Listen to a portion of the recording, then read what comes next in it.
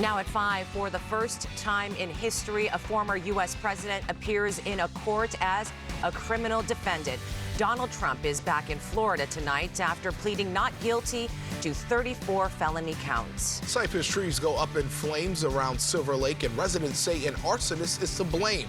Now neighbors are on edge, afraid of where the suspect will strike next. And a burglar sneaks, crawls, and drills his way into a Riverside business owner's safe. Could this be the work of the infamous snake burglar?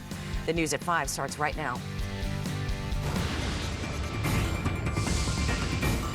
Good evening. You're watching the KTLA 5 News at 5. I'm Cher Calvin. And I'm Pedro Rivera. Thank you for joining us. Let's get right to our top story tonight. Breaking story, Donald Trump in a New York courtroom, now the first former president ever charged with a crime. The 45th president facing 34 felony counts. KTLA 5's Sandra Mitchell is live in our news center with the charges and the impact. Sandra. Cher, this legal spectacle really just beginning for the first time today, and in just a few minutes now, we are going to hear from Donald Trump as he speaks to supporters in Florida.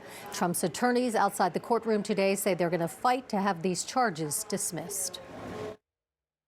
Former President Donald Trump out of the courtroom and back in Florida tonight after facing a judge earlier today. How did you plead, President Trump? Trump pleaded not guilty to 34 felony counts of business fraud. His legal team reacting just after the court proceedings, saying the prosecutor is turning a personal issue into a political prosecution. Today's unsealing of this indictment shows that the rule of law died in this country, because while everyone is not above the law, no one's below it either. And if this man's name was not Donald J. Trump, there is no scenario we'd all be here today. For the first time today, the indictment unsealed, alleging that Trump tried to cover up payments to 3 people, including adult film star Stormy Daniels. It's not just about one payment.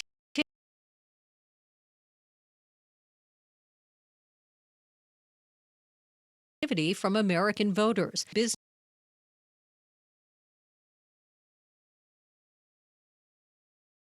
Business records to conceal damaging information and unlawful activity from American voters, what the DA called a catch and kill scheme. That is a scheme to buy and suppress negative information to help Mr. Trump's chance of winning the election. Legal experts say if this case goes to trial and Trump is found guilty, it's unlikely he'll go to prison.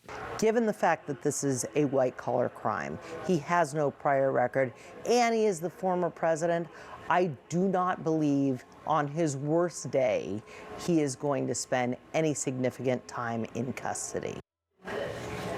Donald Trump not expected to be back in court until December. Again, we're minutes away now. He is expected to speak to his supporters gathered at Mar-a-Lago in just a few minutes. I was able to get a live look inside the room. It really looks more like a political rally than what we would expect from a criminal defendant.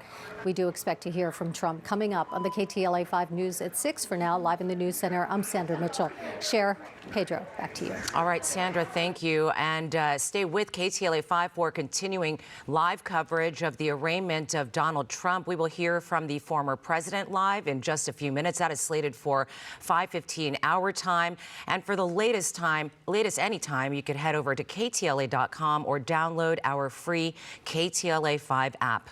Closer to home, it's election day for the L.A. City Council seat vacated by former council president Nuri Martinez, who resigned in disgrace after audio was leaked of her making racist remarks. 7 candidates are running for the seat in San Fernando Valley's District 6.